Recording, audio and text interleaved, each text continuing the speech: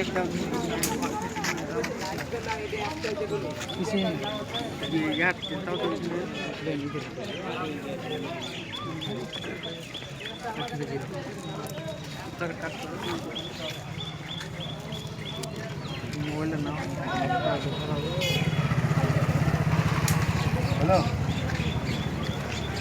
আজকে বিষয়ে আপনাদের ওই অভিযোগ আজকে আমরা পত্রেগলা রানীতলা থানার আমরা বিভিন্ন গ্রাম থেকে ওলামাই কেরাম এবং জনগণ আমরা আজকে থানাতে উপস্থিত হয়েছিলাম, যা আজকে কয়েকদিন পূর্বে বিজেপি এমএলএ অসীম সরকার ইসলামিক ধর্মীয় যে মহাগ্রন্থ সেই মহাগ্রন্থ সম্পর্কে কুরুচিকর বিরূপ মন্তব্য করেছে।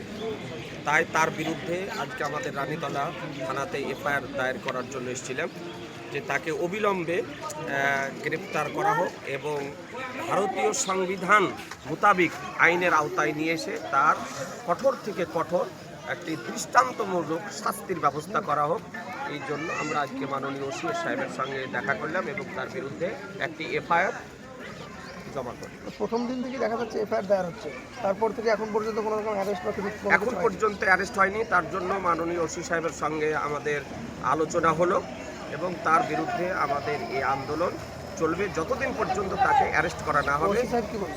ওসি সাহেব বলেন যে আপনাদের পক্ষ থেকে আমি যতটা করণীয় আমার আইন মোতাবেক আছে সেটা আমি করছি। আমার নাম মোহাম্মদ জুবাইর হোসাইন, আমি নসিপুর ফুরকানি আলিমী মাদ্রাসার একজন সহকারী শিক্ষক। আপনারা দেখা গিয়েছিল অসীম সরকারের সঙ্গে একটা কল রেকর্ডিংয়ে আপনি ফোন করেছিলেন এবং তার চ্যালেঞ্জ প্রজেক্ট এবং বড়োর সঙ্গে একটা বলেছিলেন যে এটা কোথায় আছে দেখিয়ে দিতে হবে, আমরা এটা অ্যাক্টিভ করেছিলাম। সেই বিষয়ে তিনি কি বলেছিলেন, কি জানেন? দেখুন, তার এই মন্তব্য করায় আমি তাকে কল করেছিলাম এবং সে চ্যালেঞ্জ করেছিল যে কোরআন শরীফে এরকম আয়াত আছে যেখানে মুসলিম দেখবে তাদেরকে গণহত্যা করে মেরে ফেলবে।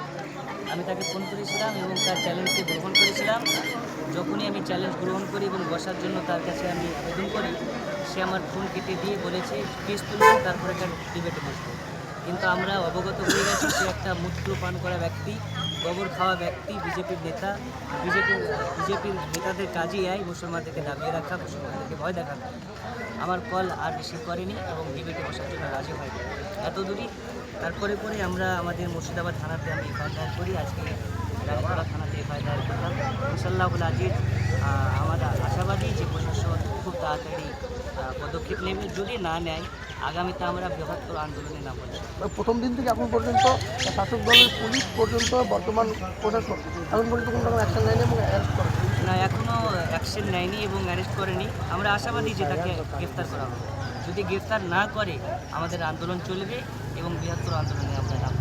আপনাদের দেখা মতো কতগুলো থানাতে প্রায় আমার দেখা মোতাবেক কমপক্ষে 320 হয়ে গেছে প্রত্যেকটা থানাতে, কোচবিহার থেকে নিয়ে মালদা থেকে নিয়ে মুর্শিদাবাদ, উত্তর 24 পরগনা, দক্ষিণ 24 পরগনা, সব জায়গাতেই।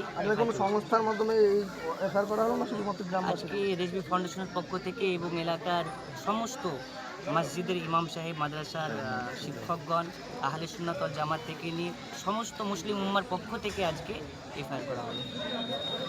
নাম? আমার নাম মৌলানা আবু তাহির রেজবি।